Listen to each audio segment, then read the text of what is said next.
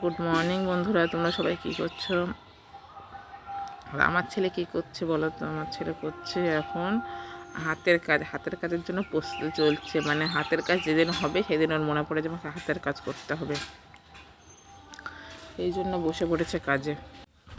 তারপরে বিকালবেলায় চলে গেছিলাম চড়ক দেখতে। চড়কের মেলায় ভিড়টা দেখেছো কি পরিমাণ ভিড় হয়েছে। চড়ক আমি খুব কম দেখতে চাই, এরকম করে চড়ক ঘোরে তো ভয় লাগে বলবো না, কিন্তু অত সাহসও হয় না। আর এই যে পরিমাণ মানুষ বেঁধেছে, চড়ক গাছটা দেখো কত বড়, চড়ক গাছে বেলুন দিয়েছে, ব্যালেন্স করেই চলে।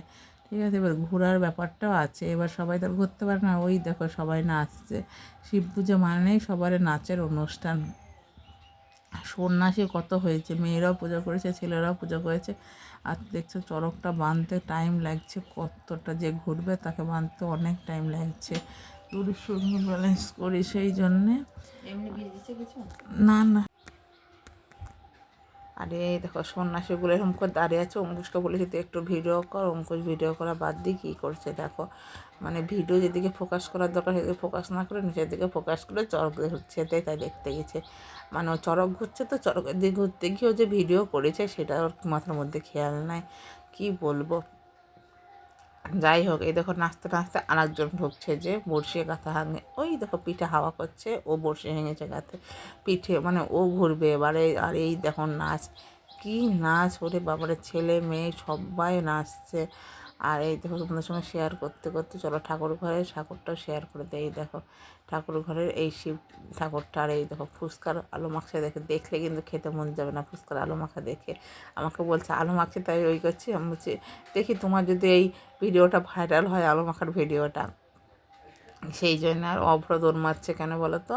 অভ্র দৌড় মারছে কি নিবে বলে। আর ওইখানটায় খেলা হচ্ছিলো বড় বড় তরোয়াল নিয়ে, কী খেলা বলে আমি এরকম দেখিনি। আর এই দেখো মেলা থেকে কি না কি এনেছে, তাই দেখো মেলা থেকে এনেছে ফুচকা, মোমো, তারপরে বাদাম, পাঁপড়, জিলাপি, আইসক্রিম, টোটালে সব এনেছে। তারপরে সন্ধ্যাবেলায় আমাদের পিকনিক ছিল, নববর্ষের পিকনিক। তোমরা কি কেউ করো? আমরা করেছি, কারণ সবাই 31শে ডিসেম্বর পিকনিক করে হ্যাপি নিউ ইয়ারের জন্য। আর আমরা করেছি নিউ ইয়ার, এই পয়লা বৈশাখের জন্য। আর সেদিন কি ঝড় উঠেছিল, আমরা রান্না করছিলাম ছাদে, এত ঝড় আর এত মেঘ ডাকছিল, সেই ভয় আর কি করব, কিছু করার নাই, নিচে চলে এসেছি।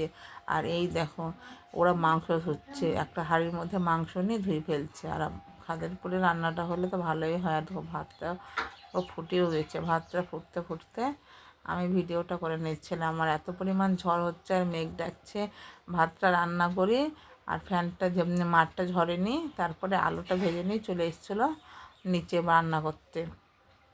কারণ মেঘের আবহাওয়া খুব খারাপ ছিল। কার কার দিকে পয়লা বৈশাখের আগের দিন রাত্রিবেলায় বৃষ্টি হয়েছে প্লিজ একটু কমেন্ট করো। আর এই দেখো রোদে দেখছো বাতাস কী পরিমাণ হচ্ছে, বাতাস দেখতে দেখতে এমন মেঘ দেখেছি চমকিছে যে সেই ভয়ে নিচে চলে এসেছি।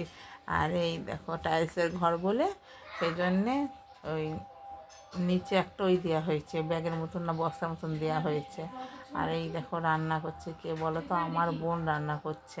আর এই দেখো আমার ভাই হচ্ছে, ও কষা মাংস খেতে খুব ভালোবাসে, তো সেই জন্য ওকে ডেকেছে, এই জন্য ও কষা মাংস খাবে তাই দিয়েছে। আর এই দেখো এই ঝোলটা করছে, কারণ বিরিয়ানি করলে তো মাংসের ঝোলের পরিমাণ একটু বেশি করতে হয়, কারণ অনেকগুলো লোক পিকনিক করছে, সেই জন্য মাংসের পরিমাণটাও একটু বেশি হয়ে গেছে আর ঝোলের পরিমাণটাও বেশি করতে হবে। আর তোমাদের সঙ্গে গল্প করতে করতে কিন্তু আমার মাংসটা রেডি হয়ে গেছে, তার সঙ্গে বেরেস্তা ভাজাটাও কমপ্লিট হয়ে এসছে।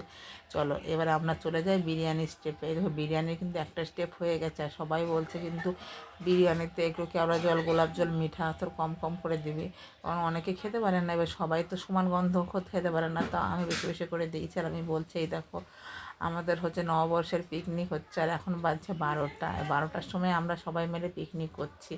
আর এই দেখো সবাই খেতে বসে পড়েছে, আর পরিবেশন করছে আমার দুই বোন। আর তখন বাজছিল 12টা। আমরা সেদিন ঘুমিয়েছি কটার দিকে বলো তো? 1টার সময় ঘুমিয়েছি। আর ওই দেখো আমার ভাইয়ের আর বাইরে পড়ছে বৃষ্টি। আমি ওটাই তোমাদেরকে বলছিলাম যে বাইরে হচ্ছে বৃষ্টি আর ভেতরে হচ্ছে পিকনিক। এই জন্যেই বলে যে বৃষ্টি যদি থাকে কপালে হাতের পিকনিক করলেও তোমার পিকনিক ভঙ্গ হবে না। কারণ কপালে যদি থাকে ভাত খাওয়া, হাজার কষ্ট হলেও তুমি ভাতটা খেতে পারবে, ওটাই অবস্থা। আর বৃষ্টির মধ্যে এই বাড়ি থেকে ওই বাড়ি যাওয়া খুব অসুবিধা হচ্ছে। এটা আমার কাকির বাড়ি, ওটা আমাদের বাড়ি। আর আমি খেতে বসে পড়েছি। এই দেখো, এখনকার মতন ব্লগটা এইটুকু নয়। Bye bye.